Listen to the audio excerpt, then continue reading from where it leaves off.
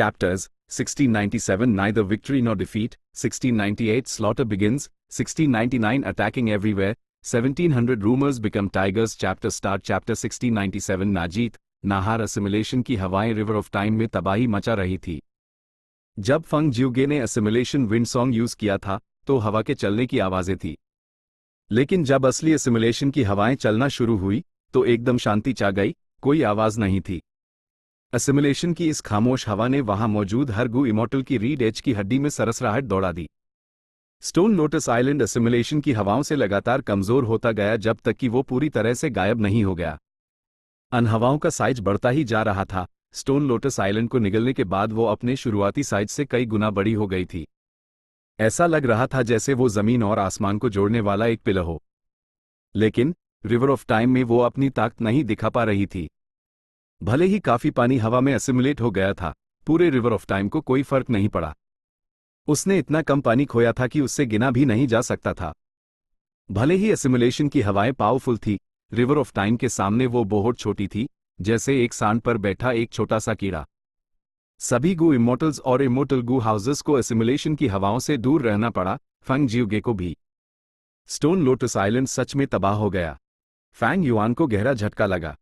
कुछ देर पहले जब उसने आइलैंड पर जाने की कोशिश की थी तो उसकी सुरक्षा शक्ति ने उस पीछे धकेल दिया था, और अब ये सोचना कि वो असिमिलेशन की हवाओं के सामने बिल्कुल लाचार था। कहीं ऐसा तो नहीं कि इस फॉर्मेशन ने स्टोन लोटस आइलैंड को पहले से दबा कर रखा था, या फिर आइलैंड पहले से ही अपनी हद पर था, इसलिए वो असिमिलेशन की हवाओं को नहीं रोक सका। फैंग युआन ने देखा कि river suppression lotus ceiling formation लगातार टूटता जा रहा था। फंग जियोगे का मन भी भारी हो गया था। भले ही उसने स्टोन लोटस आइलैंड को तबाह कर दिया था, उसकी नज़र में वो हार गया था।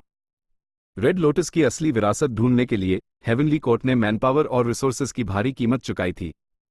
इतनी मेहनत के बाद उन्हें एक स्टोन लोटस आइलैंड मिला था और use river suppression lotus ceiling formation से फंसाया था।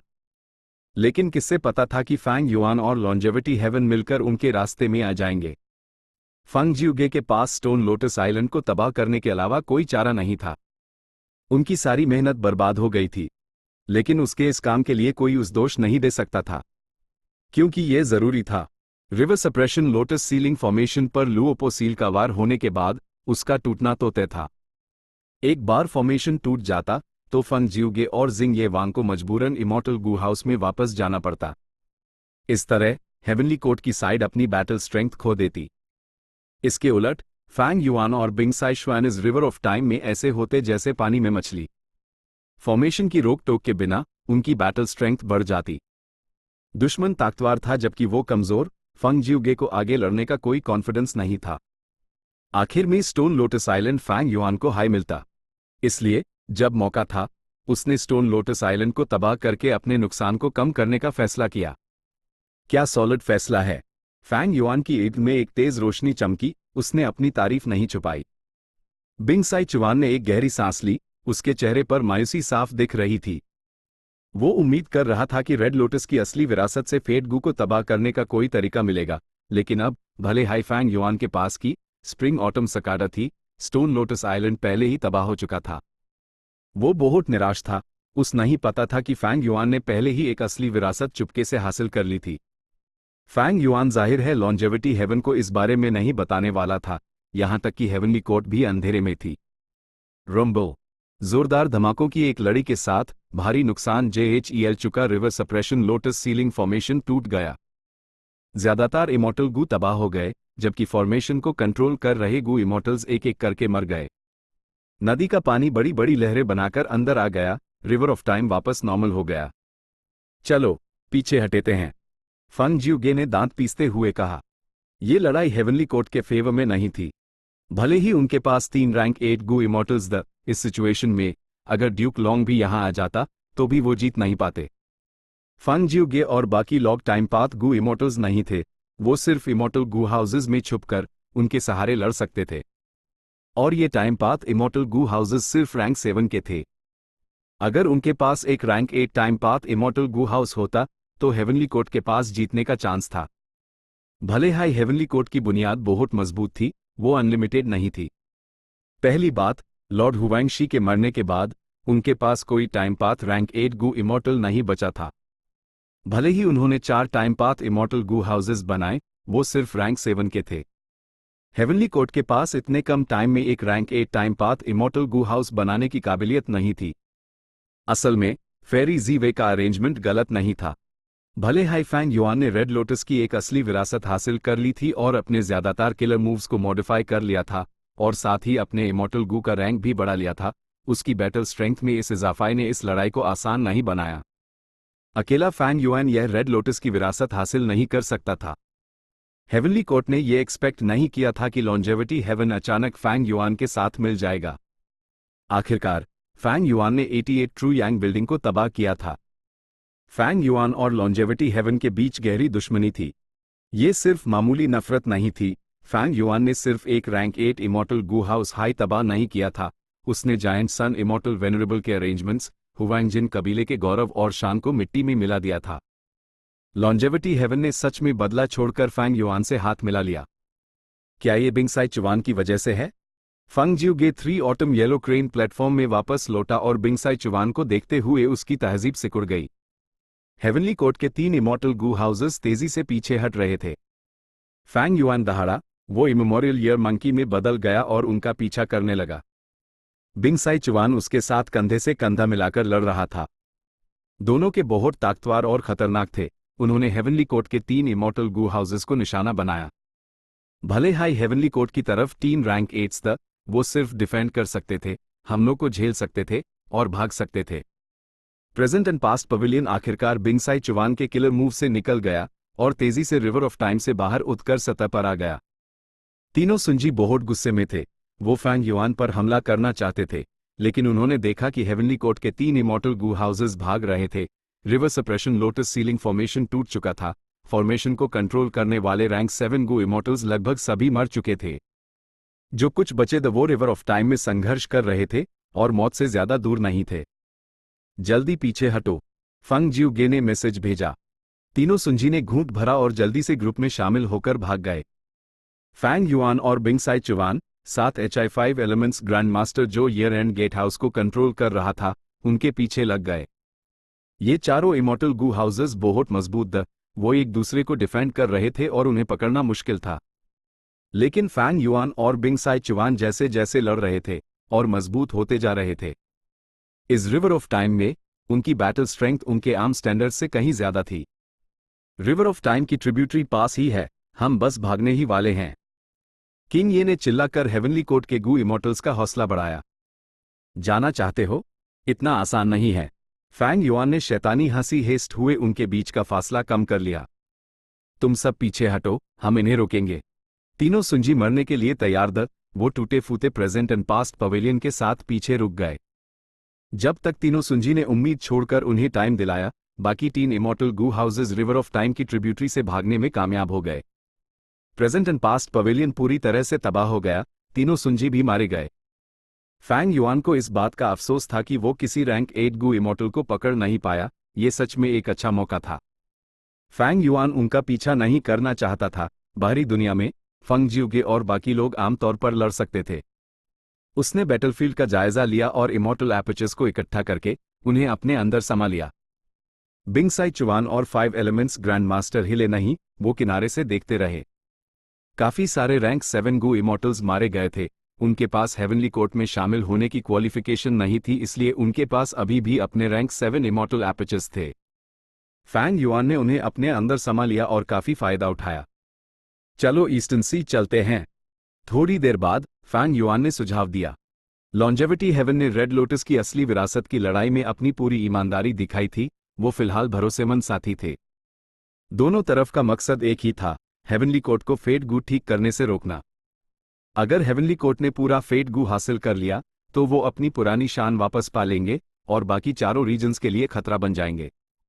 रिवर ऑफ टाइम में थोड़ी देर रुकने के बाद फैंग युआन और बिंगसाई चुवान ने कंफर्म कर लिया कि रेड लोटस की असली विरासत सच में तबाह हो चुकी थी।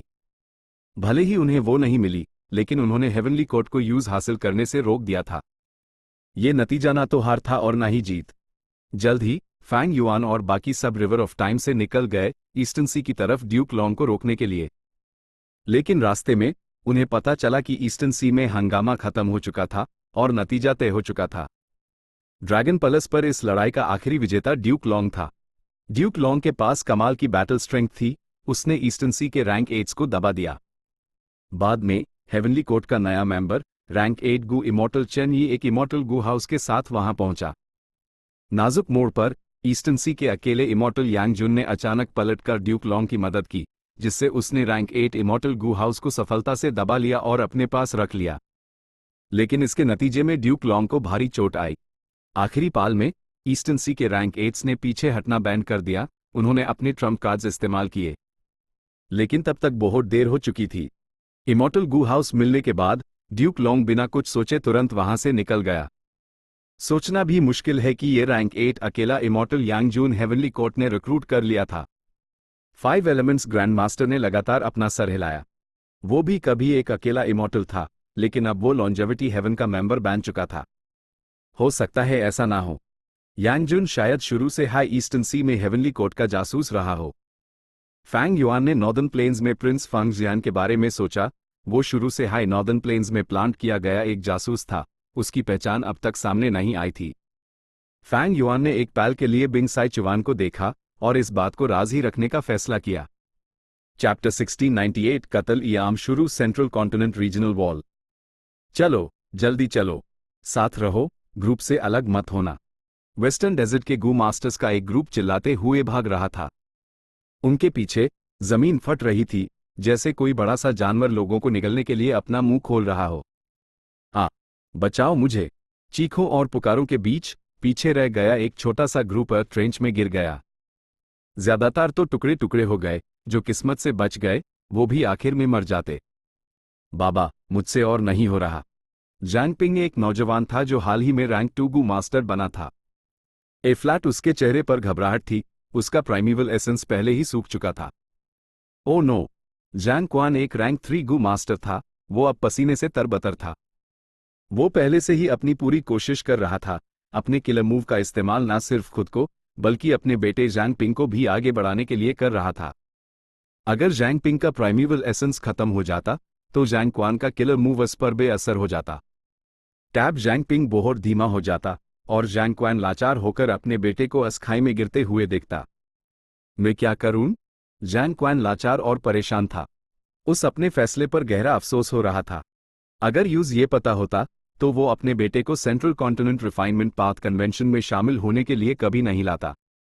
उसने अपने बेटे के रिफाइनमेंट पाथ टैलेंट की वजह से ये सोचा था, वो उसकी काबिलियत को ट्रेन करना चाहता था और उस और नॉलेज दिलाना चाहता था। लेकिन किससे पता था कि रीजनल वॉल पार करते वक्त उन्हें अर्थवेन ट्रेमा का सामना करना पड़ेगा। ठीक जब जैंग क्वान और जैंग पिंग उम्मीद हार चुके थे, उनके सामने का नज़ारा साफ हो गया। जैंग क्वान थोड़ा हैरान हुआ, फिर यूज एहसास हुआ कि उन्होंने सेंट्रल कॉन्टिनेंट की रीजनल वॉल पार कर ली है, वो सेंट्रल कॉन्टिनेंट पहुंच चुके थे। अर्थवेन ट्रेमर्स की वजह से बहुत सारे अर्थ ट्रेंचेस बनने के अलावा गू मटेरियल्स और गू वॉर्म्स के सामने आने के अलावा पांचों रीजन्स की रीजनल वॉल्स भी सिकुड़ रही थी। ए फ्लैट गू मास्टर्स को 2 रीजन्स की रीजनल वॉल्स पार करने में पहले के मुकाबले आधे से भी कम टाइम लगता था। लेकिन इससे क्या फर्क पड़ता है? जैंग क्वान ने गहरी सांस ली। जैंग पिंग का प्राइमेवल एसेंस और स्टेमिना खत्म हो चुका था। जैंग क्वान को यूज उठाना पड़ा, लेकिन इस वजह से उनकी स्पीड बहुत धीमी हो गई, वो अर्थ ट्रेंच में समाने ही वाले थे। नाजुक मोड़ पर एक रहस्यमयी रोशनी उनकी तरफ आई और बाकी बचे गू मास्टर्स सब हवा में उठ गए। अर्थ ट्रेंच उनके पैरों के नीचे फट गया और जल्द ही एक विशाल और अनंत गहरी खाई उनके नीचे बन गई। जब तक वो अर्थ ट्रेंच के किनारे पर उतरे, गू मास्टर्स को जीहे हुए रहस्यमयी रोशनी गायब हो गई। ये क्या हो रहा है? हमें किसने बचाया? इतना जबरदस्त तरीका, मुझे लगता है हम सबको किसी महान गू इमॉर्टल ने हाय बचाया है। जिंदा बचने से गू मास्टर्स सभी बहुत एक्साइटेड थी, वो आपस में बातें करने लगे। आसमान में जहां वो देख नहीं सकते थे, स्पिरिट बटरफ्लाई वैली के एक गू इमॉर्टल ने मेहरबानी से मुस्कुराते हुए अपनी नजर गू मास्टर्स से हटा ली। वो गू इमॉर्टल तेजी से उड़ रहा था, इस एरिया में पेट्रोलिंग कर रहा था। सेंट्रल कॉन्टिनेंट का रिफाइनमेंट पाथ कन्वेंशन शुरू हो चुका था। पिछले कुछ दिनों से बाकी चारों रीजन से बहुत सारे गू मास्टर्स यहां आ रहे थे। वो गू इमॉर्टल सेंट्रल कॉन्टिनेंट के 10 महान पुराने सेक्स का मेंबर था। यूज सेक्स से एक जरूरी मिशन मिला था कि वो इस एरिया में पेट्रोल करे और डिमोनिक पथ को कोई गड़बड़ करने से रोके। बहुत से गू इमॉर्टल्स को उसके जैसा हाई मिशन मिला था। ये सब 10 महान पुराने सेक्स के मेंबर्स द कुछ आज़ाद सेक्स या यहाँ तक कि 10 महान पुराने सेक्स द्वारा पकड़े गए गुलाम गू इमॉर्टल्स और 7 हाईदास सेक्स के करीबी अकेले इमॉर्टल्स भी। इस बार हेवनली कोर्ट ने central continent refinement path convention आयोजित किया था। सिक्योरिटी बेहद सख्त थी, ऐसी पहले कभी नहीं थी। जैंग क्वान और जैंग पिंग के ग्रुप को किस्मत से असगू इमॉर्टल ने बचा लिया और उनकी जान बच गई। सेंट्रल कॉन्टिनेंट में आने के बाद उन्होंने थोड़ी देर आराम किया और फिर सबसे नज़दीकी साइन अप स्पॉट पर चले गए। Central continent refinement path convention के बहुत सारे साइन अप स्पॉट्स वो पूरे सेंट्रल कॉन्टिनेंट में बराबरी से फैलाए गए थे। कुछ दिनों बाद जैंग क्वान और जैंग पिंग कुछ और गू मास्टर्स के साथ, जिनके मकसद भी उन्हीं जैसे थे, स्कॉर्पियन नीडल सेक्ट पहुंचे। ये एक आम सेक्ट था। इसकी खासियत बिच्छू जैसे दिखने वाले गू पालना थी। वो सबसे ज्यादा स्कॉर्पियन नीडल गू के लिए मशहूर थे। ये एक ऑफेंसिव गू वर्म था। इस्तेमाल करने पर यह बिच्छू के कांटे छोड़ सकता था। कांटे तेज और न्यूकीले वो जहरीले थे और उनसे निपटना मुश्किल था। स्कॉर्पियन नीडल सेक्ट ने पहले ही सारे इंतजाम कर लिए थे। जैंग क्वान और जैंग पिंग रजिस्ट्रेशन हॉल में दाखिल हुए। वो लोगों से खचाखच भरा हुआ था। एक बड़ा हिस्सा सेंट्रल कॉन्टिनेंट के लोकल्स का था, बाकी उनके जैसे जो वेस्टर्न रीजन से आए थे। Scorpion needle sect western desert के पास स्थित था, इसलिए बहुत से वेस्टर्न डेजर्ट गू मास्टर्स यहां साइन अप करने आए थे। Central continent refinement path convention हमेशा अनगिनत गू मास्टर्स को पार्टिसिपेट करने के लिए अट्रैक्ट करता था। इस बार भी कुछ अलग नहीं था। प्रोसीजर्स को फॉलो करते हुए जैंग क्वान और जैंग पिंग को असेसमेंट के लिए एक हॉल में ले जाया गया। टेस्ट में सिर्फ 4 सवाल ये आसान नहीं था लेकिन मुश्किल भी नहीं। टेस्ट बेसिक स्किल्स के बारे में था। कोई भी गू मास्टर जिसके पास काफी एक्सपीरियंस हो, पास कर सकता था। जो लोग सिर्फ अपनी किस्मत आजमाने आए थे, वो एलिमिनेट हो जाते ताकि रिसोर्सेस और मैनपावर बचाया जा सके। जैंग क्वान और जैंग पिंग ने बिना किसी अनएक्सपेक्टेड हैरानी के टेस्ट पास कर लिया। उन्होंने सफलता से साइन अप कर लिया। हॉल से बाहर आने के बाद उन दोनों के हाथ में एक एक टोकन था। टोकन पर पार्टिसिपेंट का नाम, सेक्ट, पाथ और उसके टेस्ट का टाइम और लोकेशन लिखा हुआ था। जब एक गू मास्टर साइन अप करता, उनके नाम नकली हो सकते थे, उनके पाथ्स और सेक्ट्स भी छुपाए जा सकते थे। इसी वजह से हर central continent refinement path convention के दौरान बड़ी संख्या में अकेले कल्टिवेटर्स, डेमोनिक पाथ मेंबर्स और यहां तक कि गू इमॉर्टल्स भी अपनी पहचान छुपाकर शामिल होते थे। एक आदमी के साइन अप के लिए 100 प्राइमेवल स्टोन्स, यह तो बहुत महंगा है। जैंग पिंग ने अपना टोकन रखते हुए बुरा मन बनाकर कहा, इसलिए इस बार तुम्हें अच्छा परफॉर्म करना होगा, हमारे इन्वेस्टमेंट को बर्बाद मत करना। जैंग क्वान ने उम्मीद भरी नजरों से जैंग पिंग को देखा। हाँ, जैंग पिंग ने सर हिलाया। ओह हाँ बाबा, मैंने देखा कि बहुत से सेंट्रल कॉन्टिनेंट के गू मास्टर्स ने सीधा साइन अप किया, उन्हें टेस्ट देने की जरूरत नहीं पड़ी। जैंग क्वान मुस्कुराया। इन लोगों ने पिछले कन्वेंशन में एक खास पोजीशन हासिल की थी, इसलिए वो अब सीधा ज्वाइन कर सकते हैं। बाबा, क्या आपने पिछले कन्वेंशन में खुद एक प्लेसिंग नहीं ली थी? आपको फिर से पे क्यों करना पड़ रहा है? जैंग पिंग को समझ नहीं आया। जैंग क्वान ने सर हिलाया। वो इसलिए क्योंकि मैं सेंट्रल कॉन्टिनेंट का नहीं हूं। यह ट्रीटमेंट सिर्फ सेंट्रल कॉन्टिनेंट के गू मास्टर्स को मिलता है। तो ये बात है। जैंग पिंग ने सर हिलाया। ये साफ तौर पर लोकल्स के लिए फेवरेटिज्म था। ये गलत था, लेकिन नौजवान जैंग पिंग ने जल्द ही इसे स्वीकार कर लिया। ये आखिरकार सेंट्रल कॉन्टिनेंट का इलाका था। कन्वेंशन भी सेंट्रल कॉन्टिनेंट में हो रहा था, तो अपने लोगों की मदद करने में क्या गलत था? और ये अनफेयर भी नहीं था, क्योंकि ये टेस्ट सिर्फ बेसिक्स देखता था। कोई भी गू मास्टर जिसके पास रिफाइनमेंट पाथ में काबिलियत हो, इसे पास कर सकता था। रिफाइनमेंट पाथ कन्वेंशन शुरू होने वाला है। हेवनली कोर्ट में ड्यूक लॉन्ग ने अपने इन्वेस्टिगेटिव किलर मूव का इस्तेमाल किया और सेंट्रल कॉन्टिनेंट की सिचुएशन पर ध्यान दिया। उसका चेहरा अभी भी पीला था। ड्रैगन पैलेस हासिल करते वक्त लगी चोटें अभी तक ठीक नहीं हुई थी। यह रिफाइनमेंट पाथ कन्वेंशन बहुत जरूरी होगा। ओ रेड लोटस, क्या तुम जानते हो, इस कन्वेंशन के बाद फेट गू पूरी तरह से रिस्टोर हो जाएगा। ड्यूक लॉन्ग की एक धुंधली हो गई और उसके दिमाग में अतीत के दृश्य उभार आए। स्प्रिंग ऑटम सकाडा, तुमने सच में इतना गलत इमॉर्टल गू डिजाइन किया है। होंग टिंग, तुम करना क्या चाहते हो? इसके बारे में जानने के बाद ड्यूक लॉन्ग तुरंत red lotus immortal venerable Hong टिंग को ढूंढने गया। होंग टिंग ने अपनी मुठियां भींची और ड्यूक लॉन्ग से कहा, मास्टर, मैं पहले ही कह चुका हूं, मैं उन्हें जिंदा करना चाहता हूं, सब कुछ फिर से शुरू करने देना चाहता हूं। तुम? ड्यूक लॉन्ग ने होंग टिंग की तरफ इशारा किया। वो गुस्से से कांप रहा था। होंग टिंग ने अपना सर झुका लिया।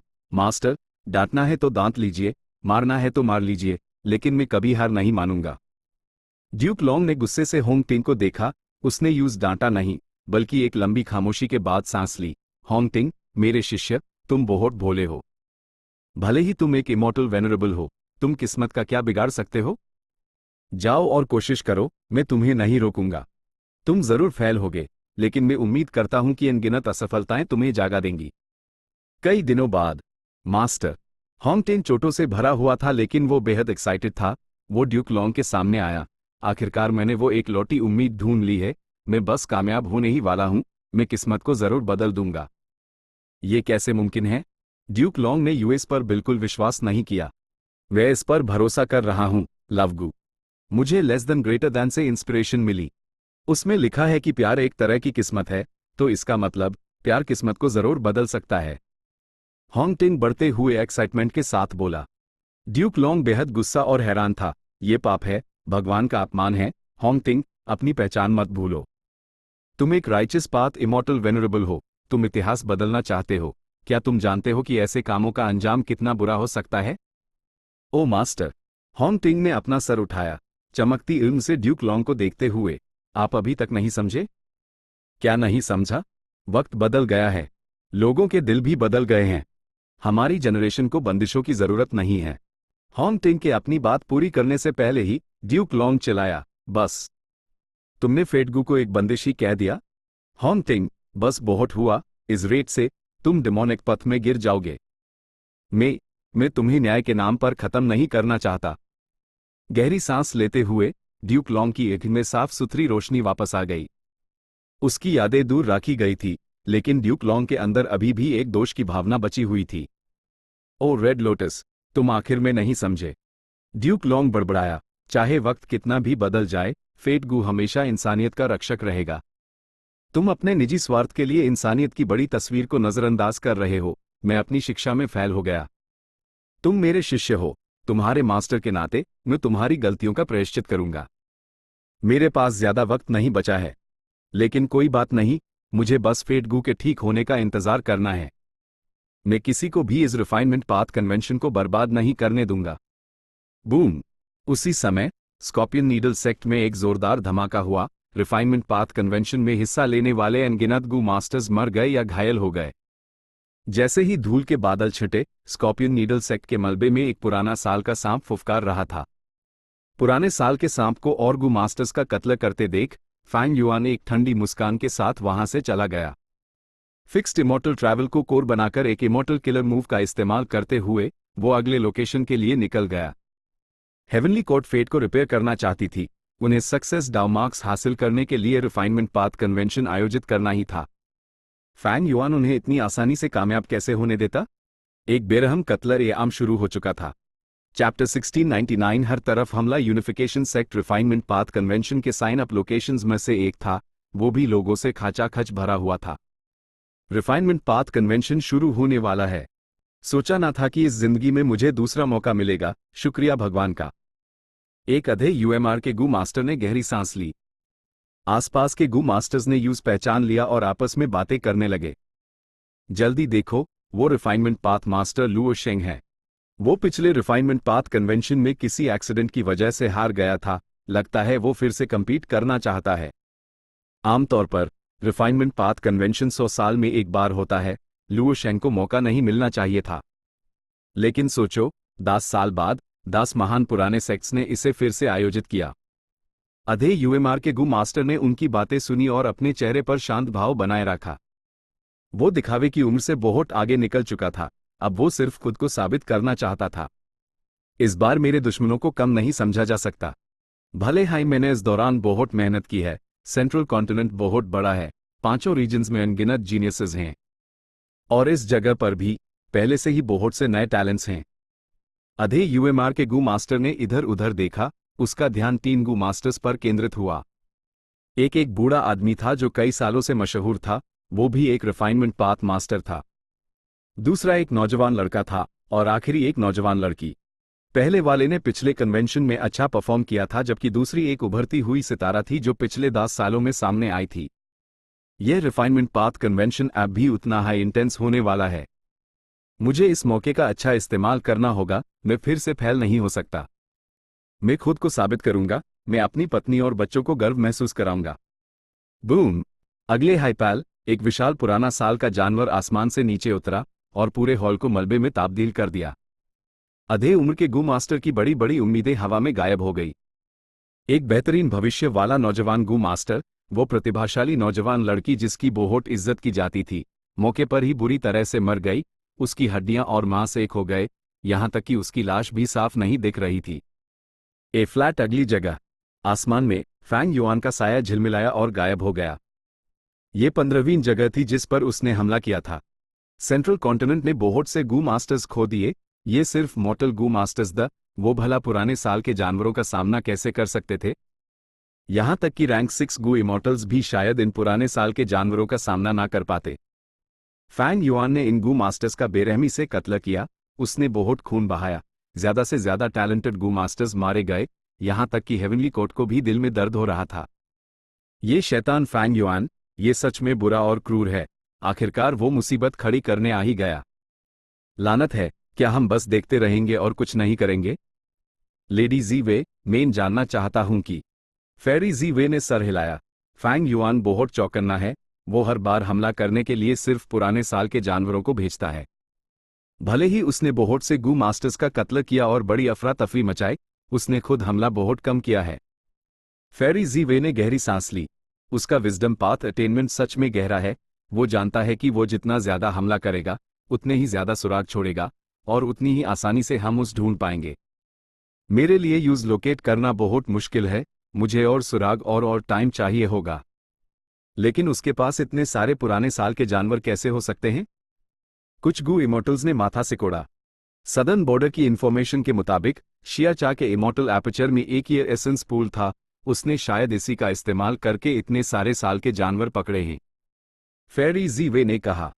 भले ही उसका चेहरा शांत था, वो गुस्से से भरी हुई थी। फैंग युआन एक गू इमॉर्टल था, फिर भी उसने इमॉर्टल्स पर बिना किसी रोक टोक के हमला किया। वो सच में कमजोरों को सता रहा था और बेहद बेशरम था। उसकी कोई सीमा नहीं थी। ज्यादातर डिमोनिक पाथ गू इमॉर्टल्स ऐसा नहीं करते। यह गू इमॉर्टल्स के बीच एक न कहा समझौता था, लेकिन फैंग युआन ने इसे बिना किसी परवाह के तोड़ दिया। ये फैंग युआन सच में इस दुनिया के सभी जीवों के लिए सबसे बड़ी महामारी है। फेरी जी वे गुस्से में थी और अनमासूम जानों के लिए दुख महसूस कर रही थी। वो इस दुनिया में जितना लंबा जिएगा, उतने ही ज्यादा जीवों को नुकसान पहुंचाएगा और मारेगा। ड्यूक लॉन्ग सच में शांत था, उसका दिल एक शांत झील जैसा था। अच्छा है, फैंग युआन सामने आ गया, क्या हमने इसकी उम्मीद नहीं की थी? हमारे प्लान के मुताबिक चलो, भले ही हमें बड़ी कीमत चुकानी पड़े, हमें फेट गू को रिपेयर करना ही होगा। ड्यूक लॉन्ग अटल निश्चय वाला था। हेवनली कोर्ट के गू इमॉर्टल्स ने उसके आदेश सुने और समझा। इस दुनिया में कोई भी चीज ड्यूक लॉन्ग के निश्चय को हिला नहीं सकती थी। फैंग युआन एक असली समस्या था। हेवनली कोर्ट यूज नजरअंदाज नहीं कर सकती थी, उनके पास पहले से ही एक प्लान था। कई दिनों बाद जो लोग फैंग युआन के हमलों से गहरी दहशत में थे, उन्हें पक्के सबूत और जानकारी मिली।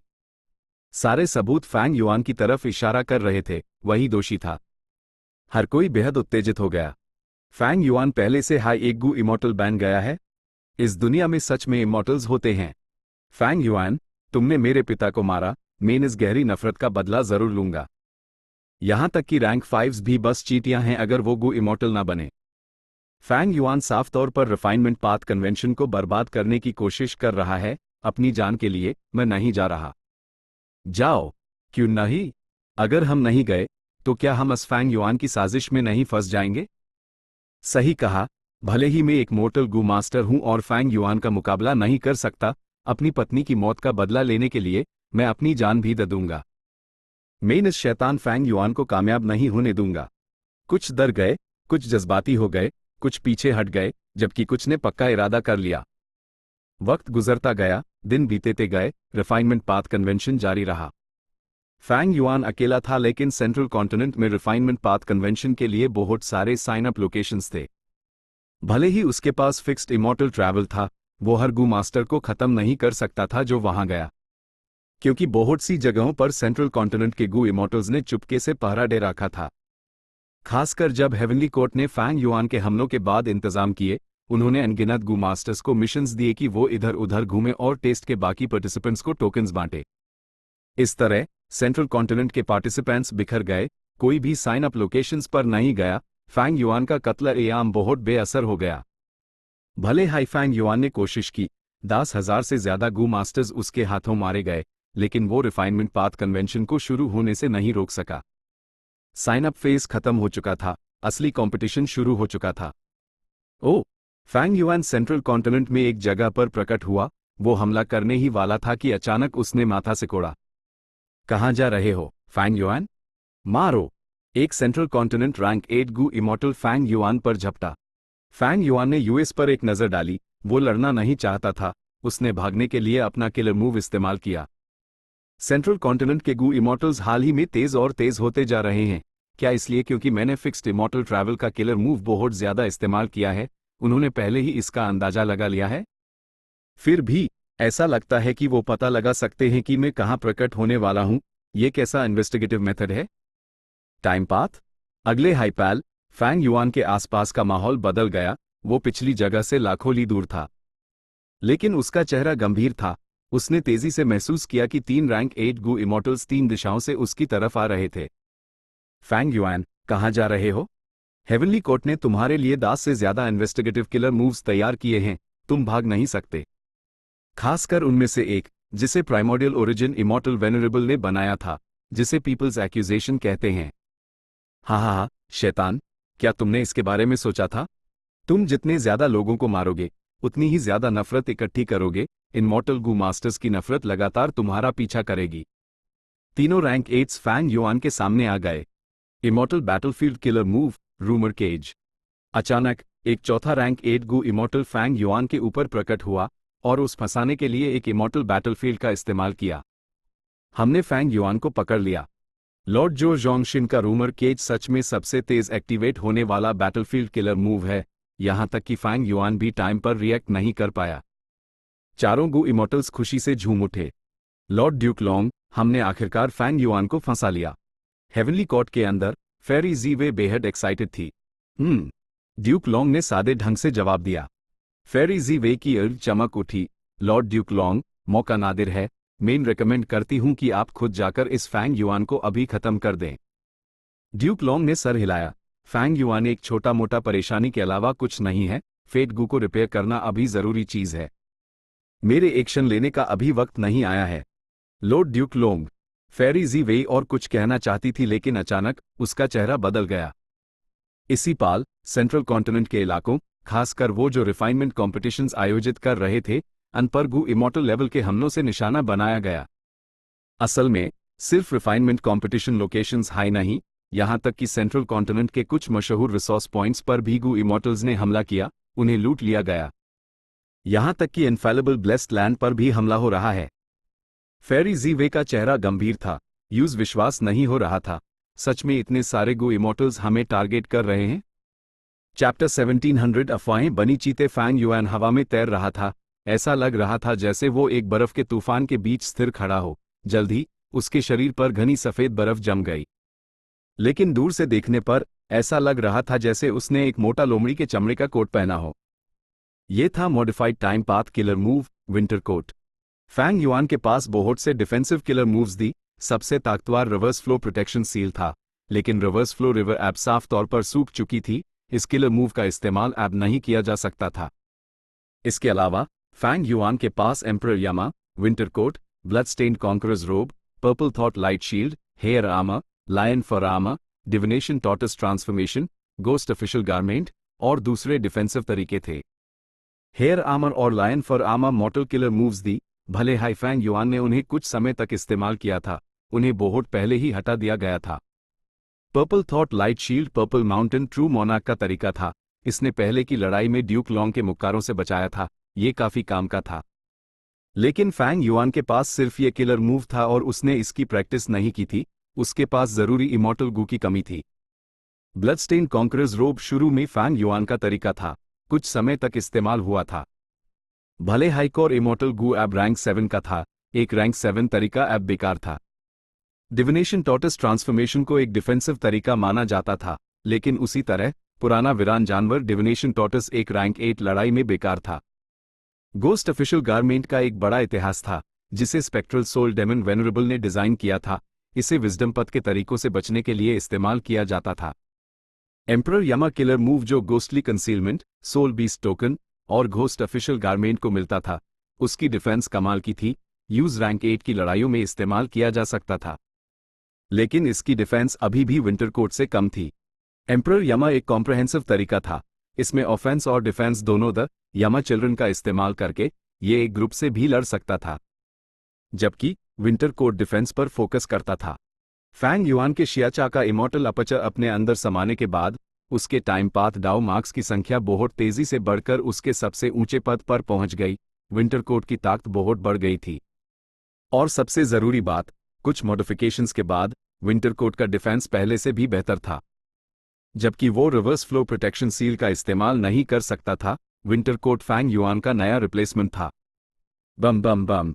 सेंट्रल कॉन्टिनेंट के 3 रैंक 8s ने फैंग युआन पर गुस्से से हमला किया। वो हिला नहीं, उसने सारे हमलों को रोकने के लिए विंटर कोट किलर मूव का इस्तेमाल किया। ये कैसा किलर मूव है? ये शियाचा के विंटर कोट जैसा लगता है। ये कैसे हो सकता है? शियाचा का विंटर कोट ऐसा नहीं है। तीनों रैंक 8s के चेहरे पर अलग अलग भाव थे जब वो चुपके से बात कर रहे थे। वो विंटर कोट के डिफेंस से बहुत हैरान थे। इसके बाद उन्होंने अपना पूरा ध्यान जो जोंगशिन पर लगा दिया। यह 3 रैंक 8 सेंट्रल कॉन्टिनेंट के 10 महान पुराने सेक्ट्स से आए थे, लेकिन जो जोंगशिन अलग था, वो हाल ही में जागा हुआ हेवनली कोर्ट का मेंबर था। जो जोंगशिन ने पहले ही अपना immortal battlefield rumour cage activate कर दिया था। इस माहौल में बाकी सभी पाथ्स दबे हुए थे, सिर्फ इंफॉर्मेशन पाथ को बढ़ावा मिल रहा था। फैंग युआन का विंटर कोट किलर मूव दबा हुआ था, लेकिन दूसरे 3 रैंक 8s के ऑफेंसिव तरीके भी दबे हुए थे। जब 3 रैंक 8s जो जोंगशिन को देख रहे थे, फैंग युआन भी इस इमॉर्टल बैटलफील्ड रूमर केज का पालन कर रहा था। रूमर केज बहुत सारे चांदी के शब्दों और अक्षरों से बना था। ये अक्षर घोड़े गाड़ियों जितने बड़े या चींटियों जितने छोटे थे। वो आपस में मिलकर एक विशाल गेंद बन गए थे, जो फैंग युआन और बाकी 4 रैंक 8s को जीहे हुए थी। क्योंकि अक्षरों के बीच गैप्स था, गोल गेंद बाहरी दुनिया से जुड़ी हुई लग रही थी। ये पूरी तरह से बैन नहीं थी। फैंग युआन का चेहरा गंभीर था। सॉवरन इमॉर्टल एपर्चर के अंदर उसका टाइम पाथ क्लोन विजडम की रोशनी में नहा रहा था। वो इस इमॉर्टल बैटलफील्ड के राज सुझाने की कोशिश कर रहा था। लेकिन इंफॉर्मेशन पाथ के मामले में फैंग युआन यूएस में माहिर नहीं था। अगर ये एक टाइम पाथ या रिफाइनमेंट पाथ इमॉर्टल बैटलफील्ड होता, तो फैंग युआन अपने टाइम पाथ और refinement path quasi supreme attainment levels का इस्तेमाल करके उस तुरंत सुलझा लेता। लेकिन इंफॉर्मेशन पाथ के खिलाफ उसके पास अटेनमेंट की कमी थी। वो सिर्फ विजडम की रोशनी का इस्तेमाल करके जबरदस्ती उस सुलझा सकता था। बेशक हेवनली कोर्ट का फैंग युआन से निपटने के लिए इंफॉर्मेशन पाथ गु इमॉर्टल जो जोंगशिन को भेजना एक समझदारी भरा फैसला था। अगर ये कोई और गु इमॉर्टल होता जिससे फैंग युआन पहले मिल चुका होता, तो वो खास तरीकों से तैयार होता। लेकिन ये पहली बार था जब फैंग युआन जो जोंगशिन को देख रहा था। जो जोंगशिन ने एक सफेद चोगा पहना था। उसका चेहरा चौकोर था जिसमें एक न्याय की हवा थी। उसका शरीर काफी मस्कुलर था। जो लोग हेवनली कोर्ट के मेंबर्स बन सकते थे, वो रैंक 8s में से बेहतरीन एक्सपर्ट्स थे। बाकी सबको भूल जाओ, सिर्फ वो रूमर केज हाई अपने आप में बेहद गहरा था। यूज तेजी से एक्टिवेट किया जा सकता था और ये सबसे तेज इमॉर्टल बैटलफील्ड किलर मूव था जो फैंग युआन ने कभी देखा था। फैंग युआन, जब तुम फंस गए हो, तो जिंदा निकलने की सोचना भी मत। तुमने इतना कत्ल-ए-आम किया है, इतने मासूम लोग तुम्हारे हाथों मारे गए। फ्लैट, तुम अपने किए हुए बुरे कर्मों का फल भुगतोगे। जो जोंगशिन ने एक न्यायपूर्ण आवाज में कहा। उसका ऑरा फाट पड़ा जब उसने डू इमॉर्टल किलर मूव्स का इस्तेमाल किया। Immortal killer move, malicious rumours. Immortal killer move, rumours become tigers. तुरंत केज में मौजूद चांदी के अक्षर एक चमकदार रोशनी में चमकने लगे। घनी रोशनी पानी की तरह बहती हुई हवा में घूमती और इकट्ठी होती रही। इसके बाद चांदी की रोशनी से चांदी के चीते निकले। चीटों ने हमला किया और फैंग युआन बिजली की तरह आगे बढ़ा, उनका सामना करने। Strength path giant hand. Fang Yuan चांदी के चीटों की तरफ लपका और हमला किया, लेकिन जायंट हैंड सिर्फ एक पाल के लिए ही टिका और फिर टूट गया। फैंग युआन की भौहें उठ गई। चांदी के चीटों के पास काफी बैटल स्ट्रेंथ थी। Immortal killer move, spring scissors. Jade हरे रंग की कैंची बड़ी फुर्ती से उड़ी, जहां भी जाती, कैंची चलती और चीतों के सर गिरते, चीते दो टुकड़ों में कट जाते और उनकी लाशें चांदी की रोशनी में बदलकर बिखर जाती। स्प्रिंग सिजर्स को कोई नहीं रोक पा रहा था। जो जोंगशिन की आंख में एक अलग चमक आई, उसने सोचा, ये हमारी इंटेल से अलग है। रेड लोटस की असली विरासत की लड़ाई के बाद फैंग युआन का स्प्रिंग सिजर्स दोबारा मॉडिफाई किया गया लगता है, ये और पावरफुल हो गया है। जो जोंगशिन एक इन्फॉर्मेशन पाथ गु इमॉर्टल था, वो किसी भी बदलाव या अजीब चीज के बारे में तेजी से जानकारी इकट्ठी कर सकता था। स्प्रिंग सिजर्स किलर मूव शियाचा के हाथों में सैकड़ों सालों से मॉडिफाई नहीं हुआ था, लेकिन फैंग युआन इसे लगातार मॉडिफाई कर सकता है। क्या फैंग युआन का विजडम पाथ अटेनमेंट लेवल सच में इतना ऊंचा है, या शायद उसका टाइम पाथ अटेनमेंट लेवल बहुत ऊंचा है? आखिरकार ये एक रैंक 8 किलर मूव है, इसे मॉडिफाई करना आसान नहीं है। जो जोंगशिन मन हाइमन हैरान था। भले ही वो अभी भी रूमर केज के दबाव में था, स्प्रिंग सिजर्स किलर मूव ने अभी भी अनगिनत चांदी के चीटों को ऐसे काट डाला जैसे वो पतले कागज हैं। लेकिन जो जोंगशिन घबराया नहीं। लड़ाई मेरे कंट्रोल में है, धीरे धीरे तुम मेरी ताकत देखोगे, फैंग युआन। जो जोंगशिन मन हाइमन हंसा। एक पाल बाद फैंग युआन ने हल्के से माथा से कोड़ा। ये चांदी के चीते खत्म ही नहीं हो रहे, ये साफ तौर पर इस रूमर केज बैटलफील्ड का हिस्सा हैं। मैं जितने भी मारूं, वो फिर से पैदा हो जाएंगे। और सबसे जरूरी बात, ये चांदी के चीते और ताकतवर होते जा रहे हैं। अजीब है, आमतौर पर इन चांदी के चीटों जैसे तरीके दुश्मन के रिजर्व्स को संख्या में ज्यादा होकर खत्म करने के लिए होते हैं, लेकिन ये चांदी के चीते बहुत तेजी से ताकतवर हो रहे थे, ये आम बात से परे था। पहले स्प्रिंग सिजर्स किलर मूव को कोई रोक नहीं पा रहा था, लेकिन अब ये धीमा लग रहा था। न सिर्फ चांदी के चीते और ताकतवर हो गए थे, वो अब बहुत ज्यादा सख्त और फुर्तीले भी थे। वो अक्सर स्प्रिंग सिजर्स से बचने में कामयाब हो जाते, जिससे उसका निशाना चूक जाता। इस समय टाइम पाथ क्लोन ने आखिरकार कुछ काम की डिडक्शंस की। फैंग युआन ने जो जोंगशिन को देखा और बोला, तो ये बात है, यह इन्फॉर्मेशन पाथ और ह्यूमन पथ के तरीकों का मिलन है। तुम इस मूव को दिखाने के लिए पूरे सेंट्रल कॉन्टिनेंट के मॉर्टल्स की नफरत का इस्तेमाल कर रहे हो, बिल्कुल पहले के पीपल्स एक्यूजेशन किलर मूव की तरह। जो जोंगशिन की भौहें थिरकी। फैंग युआन ने सच में इस मूव की गहराई को इतनी जल्दी ढूंढ लिया, ये सच में हैरान करने वाला था। जब तुमने पता लगा ही लिया है, तो छुपाने का कोई मतलब नहीं। बेशक इस मूव को प्राइमोर्डियल ओरिजिन इमॉर्टल वेनरेबल ने बनाया था, यह सेंट्रल कॉन्टिनेंट के लोगों की इच्छा शक्ति का इस्तेमाल करता है। फैंग युआन, तुमने इतने सारे लोगों को मारा है, सभी गुस्से में हैं। एक मॉर्टल शायद कमजोर हो, लेकिन अनगिनत मॉर्टल्स का क्या? उनकी सामूहिक शक्ति तुम्हारी कल्पना से परे है। इसलिए संघर्ष करते रहो। तुम हर एक इंसान की एकजुट इच्छा शक्ति को नहीं हरा सकते। ये तुम्हारे इकट्ठे किए हुए बुरे कर्म हैं, ये सिर्फ जैसा करोगे वैसा भरोगे है। फैंग युआन चुप था। उसने रूमर केज पर ही हमला करना शुरू कर दिया। लेकिन जब तक यूसिस इमॉर्टल बैटलफील्ड के राज नहीं पता चल जाते, भले ही वो लुओपोसील का इस्तेमाल करता, उसका असर बहुत कम होता। वो सिर्फ रैंक 8 इमॉर्टल एसेंस बर्बाद कर रहा होता। उसी समय सेंट्रल कॉन्टिनेंट में कहीं फैंग युआन फंस गया है। वो शायद किसी इमॉर्टल फॉर्मेशन या इमॉर्टल बैटलफील्ड में है। मैं न्यूज मुश्किल से ही महसूस कर पा रहा हूं, हमारा कनेक्शन टूटने वाला है, शेन कॉन्ग शेंग ने कहा। वो एक ईस्टर्न सी रैंक 8 गु इमॉर्टल था, सुपरफोर्स शेन क्लैन का पहला सुप्रीम एल्डर। वो साउंड पाथ कल्टिवेट करता था। जब फैंग युआन ईस्टर्न सी के ड्रैगन प्लस के पीछे गया था, तो अनजाने में यूज यह इन्वेस्टिगेटिव मेथड लग गया था। ए फ्लैट, भले ही वो रूमर केज के अंदर था, शेन कॉन्ग शेंग अभी भी फैंग युआन के ठिकाने को हल्का सा महसूस कर सकता था। भाई शेन के इन्वेस्टिगेटिव मेथड्स सच में तारीफ के काबिल हैं। उसके पास सोंग ची युआन ने एक गहरी सांस लेते हुए कहा, अंदिनी, मुझे आपके इन्वेस्टिगेटिव मेथड्स ने निशाना बनाया था, वो सच में एक बुरा सपना था। हाँ, शेन कॉन्ग शेंग जोरदार हंसा। हम तब भी नौजवान थे। सोचो तुमने चुपके से विरासत चुरा ली, जिसके कारण हमारी सारी मेहनत के बाद भी हमें कुछ नहीं मिला।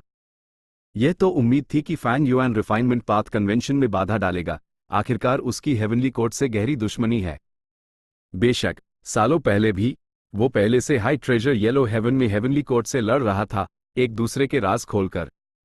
हेवनली कोर्ट फेट को रिपेयर करना चाहती है, भले ही वो एक अदरवर्ल्डली डेमन हो। वो नहीं चाहेगा कि वो कामयाब हो। आखिरकार हेवनली कोर्ट को इसके बाद बहुत बड़ा एडवांटेज मिल जाएगा।